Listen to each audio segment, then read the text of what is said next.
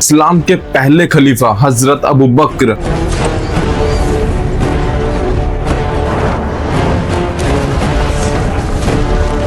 हजरत अबू बकर का असली नाम अब्दुल्ला था, जो कि मक्का के कुरैश खानदान से ताल्लुकात रखते थे। आपके वालिद का नाम उस्मान था। जब मुसलमानों ने मक्का को जीता तो 90 साल की उम्र में उन्होंने इस्लाम कबूल करा। आपकी वालिदा का नाम सलमा था। उन्होंने काफी पहले ही इस्लाम को कबूल कर लिया था। हजरत अबू बकर बचपन से ही बहुत ही ईमानदार इंसानों में शामिल थे और एक बिजनेसमैन भी थे। आपके पास बहुत अच्छी खासी दौलत थी, जो कि उन्होंने बाद में इस्लाम के लिए दी। जब आप सल्लल्लाहु अलैहि वसल्लम ने इस्लाम का ऐलान किया तो हजरत अबू बकर एक ऐसे शख्स थे जिन्होंने बिना किसी क्वेश्चंस के इस्लाम को कबूल किया, क्योंकि आप शुरुआत से ही आप रसूलुल्लाह सल्लल्लाहु अलैहि वसल्लम के बहुत करीबी थे और उनके अखलाक को बहुत बेहतर तरीके से जानते थे। इसलिए किसी भी तरीके का कोई भी डाउट अपने दिल में नहीं लेकर आए।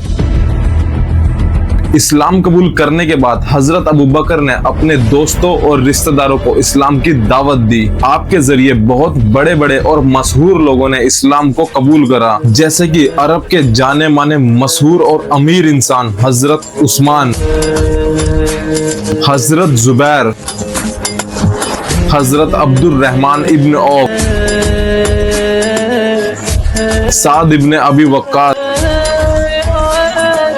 ये सब वो लोग थे जिनको जन्नत की बसारत मिली थी।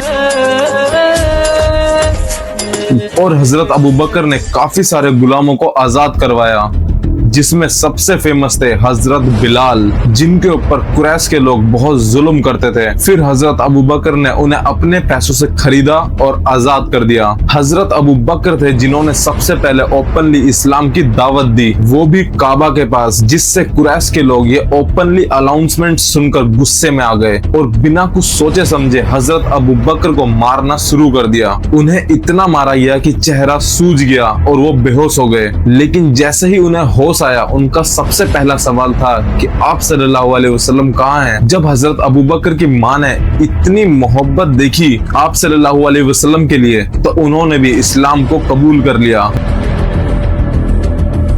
जब आप सल्लल्लाहु अलैहि वसल्लम के साथ मिराज का वाकया हुआ तो सब लोगों ने आप सल्लल्लाहु अलैहि वसल्लम का बहुत ज्यादा मजाक बनाया, मगर हजरत अबू बकर ने कहा कि अगर आप सल्लल्लाहु अलैहि वसल्लम ने ये बात कही है तो एकदम सच कही है। ऐसे ही यकीन को देखकर आप सल्लल्लाहु अलैहि वसल्लम ने हजरत अबू बकर को अस-सिद्दीक का लक़ब दिया, यानी कि सबसे सच्चा इंसान। जब मुस्लिम फौज दुनिया की सुपर पावर से लड़ने के लिए जा रही थी, यानी कि रोमन एम्पायर से, तब आप सल्लल्लाहु अलैहि वसल्लम ने सब लोगों को अल्लाह के रास्ते में डोनेट करने को कहा। तो हजरत उमर ने सोचा कि मैं इस बार तो कैसे भी करके हजरत अबू बकर से आगे निकलूंगा। तो हजरत उमर ने अपनी प्रॉपर्टी का 50% हिस्सा मुस्लिम आर्मी को डोनेट कर दिया। तो आप सल्लल्लाहु अलैहि वसल्लम ने हजरत उमर से पूछा, क्या आपने अपने परिवार के लिए भी कुछ छोड़ा है? फिर हजरत उमर ने जवाब दिया कि मैंने 50% अपने परिवार के लिए छोड़ा है। आप सल्लल्लाहु अलैहि वसल्लम ने यही सेम सवाल हजरत अबू बकर से कहा कि क्या आपने अपने परिवार के लिए कुछ छोड़ा है? तो हजरत अबू बकर ने जवाब दिया कि नहीं, मैंने अपने परिवार के लिए कुछ नहीं छोड़ा है, और कहा कि अल्लाह और उनके रसूल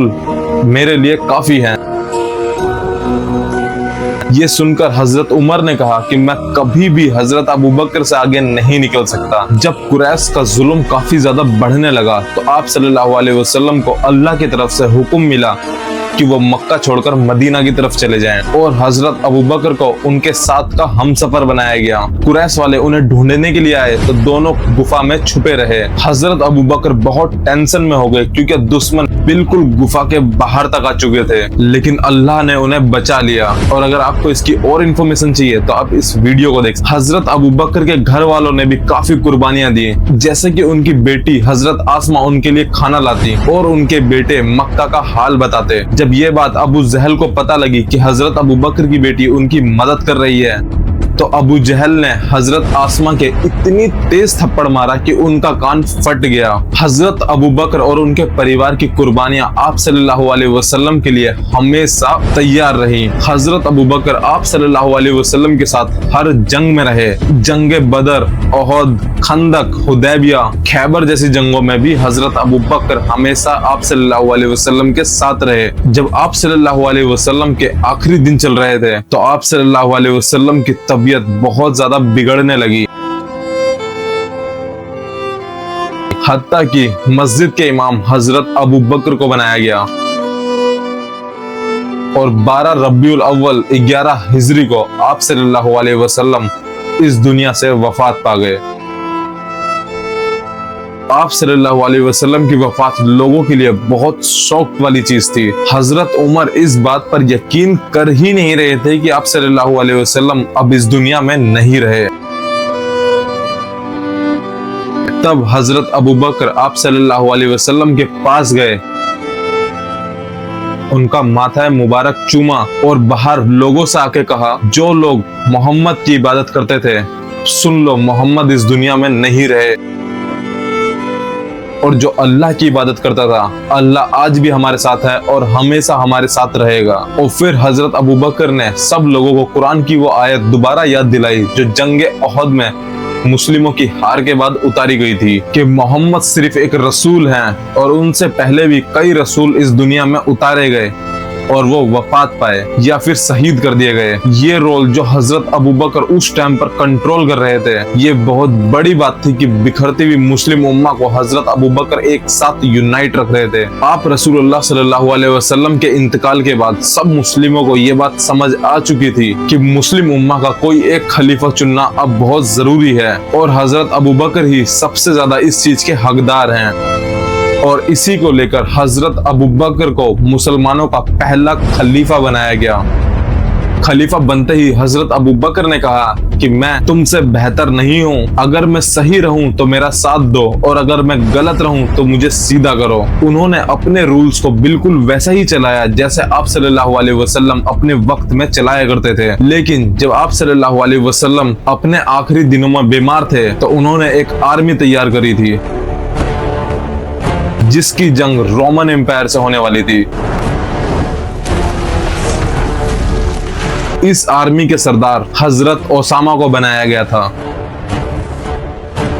क्योंकि मुसलमानों को डर था कि रोमन एम्पायर कभी भी उनके घरों पर हमला कर सकता है। लेकिन आप सल्लल्लाहु अलैहि वसल्लम के वफात के बाद मुसलमानों के हालात और भी कमजोर हो गए और ऐसा लगने लगा कि अब आर्मी भेजना मुमकिन नहीं, क्योंकि उन्होंने एक बड़ी आर्मी का कमांडर हजरत ओसामा को बनाया था जिनकी उम्र बहुत कम थी। कुछ रिवायतों के हिसाब से उनकी उम्र सिर्फ 18 साल थी और कुछ रिवायतों के हिसाब से उनकी उम्र मात्र 20 साल थी।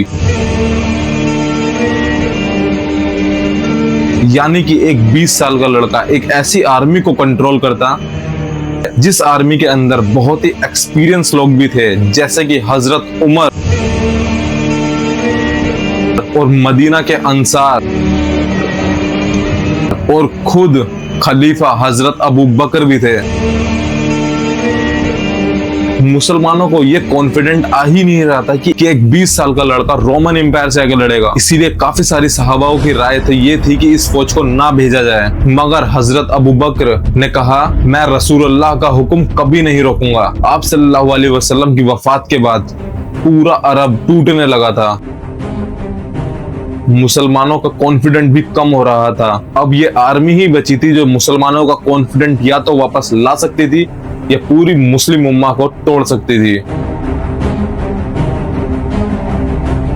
क्योंकि अगर ये आर्मी हारती तो पूरी मुस्लिम उम्मा का कॉन्फिडेंट लूज हो जाता। इसको ओसामा आर्मी भी कहा जाता है। अब एक 18 या 20 साल का लड़का ये डिसाइड करेगा कि पूरी मुस्लिम उम्मा का फ्यूचर क्या होगा। हम जंग हार रहे हैं सुल्तान, हम रोमन हैं। सब्सक्राइब कर ले। और अगर आपने हमारी इससे पहले की स्टोरी नहीं पढ़ी है तो वो पहले पढ़ ले ताकि आपको ये स्टोरी और इजीली आसानी से समझ में आ जाए। लिंक डिस्क्रिप्शन में है पूरी प्लेलिस्ट का और आपकी स्क्रीन पे भी दिखाई दे रही होगी, हमारी पूरी प्लेलिस्ट तैयार है।